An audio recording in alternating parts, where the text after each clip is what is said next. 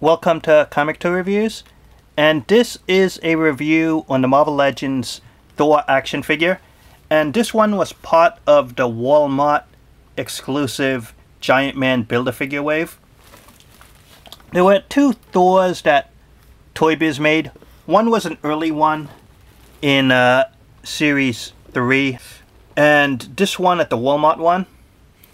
And I didn't like that original Thor for two main reasons, and that's why I got rid of it, and that this is the better one. The first reason I didn't like the other Thor was the face sculpt. This one, it looks serious. It looks like the character, it means business. Hopefully it could show up here pretty good. But the one on the earlier version, he looked, the best way I could describe it is worried. The expression on his face wasn't anger, at least not to me. It wasn't being serious like this. The expression to me looked like he was worried. Plus I like comic accurate details on the figures. On this action figure you could see he has these 6 circles, 2 here, 2 here, and the 2 at the bottom. Well, the other one did not have the 2 at the bottom, so you just had 4 and not those 2. But comic book source material has all 6 of them, so this is the more accurate one. The two faults of this figure are he is back heavy.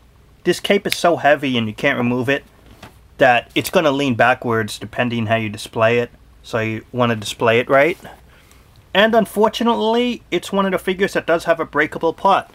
You see here, the left foot at the ankle area, it broke off. But I was reading online that others have experienced the same trouble on their Thor action figure.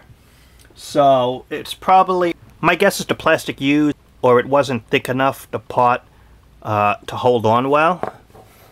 But even though, with that said, when I pose this Thor action figure on a display, you know, you could just put that part there and the figure on top of it if you don't want to use glue, and it just stays fine. I mean, I have no issue posing the character for a display, if you know what I mean, by just doing that. So those are the two negative aspects and the positives. Overall, I would say this is the better Thor action figure than the earlier version by Toy Biz. Scale-wise, this is Thor next to a Spider-Man figure, or let's say next to Wolverine. It's not too bad. Continuing the review, he does have a weapon, his hammer, and it says right here, has the Norse language probably, and really nice. Plastic isn't too bad, and it's just his hammer.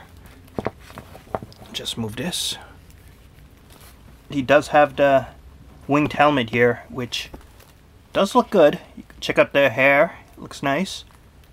The cape has some plastic folds in it. It's attached so you can't remove it, but it does look good. You can see the belt. Hopefully it shows up, but it does say T for Thor. It's a little design on it. This is like a light blue color, which always stood out as kind of odd on Thor's costume, that everything would be like black here or dark, and then you have like a light color just on this part of his costume. And nice leg detailing here. You see how it's black in between? That is sculpted on, so it's not just painted on. And even the wrist area here, this is sculpted detailing. The articulation, not too much on the head, only a little side to side. The hair does get in the way, especially the hair in the back, so you're not going to get much posing on that aspect. But the rest is good. Shoulders, in and out, up and down. Upper biceps there, has one point at the elbow. Wrist can spin, and in and out. And wrist can spin here, and in and out. This, the 4 fingers, does have an articulation point, But this one does not have an articulation point at the fingers. Probably because they know you're going to put the hammer in that hand. Upper body here, in and out, side to side.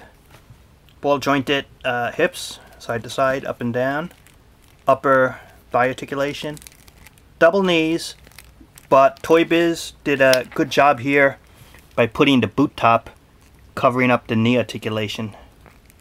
Articulation right here at the lower boot area. And the feet go up and down, and toe articulation, and even side to side. So it is a really articulated action figure. Overall, I think it is a figure worth getting. But, as I mentioned, you might have some weak parts on the plastic here. So you probably want to be careful posing it. And the cape will push the figure backwards, kind of heavy. But if the price isn't too much, this is a cool figure to have for your collection. So, thanks for watching, and talk to you later.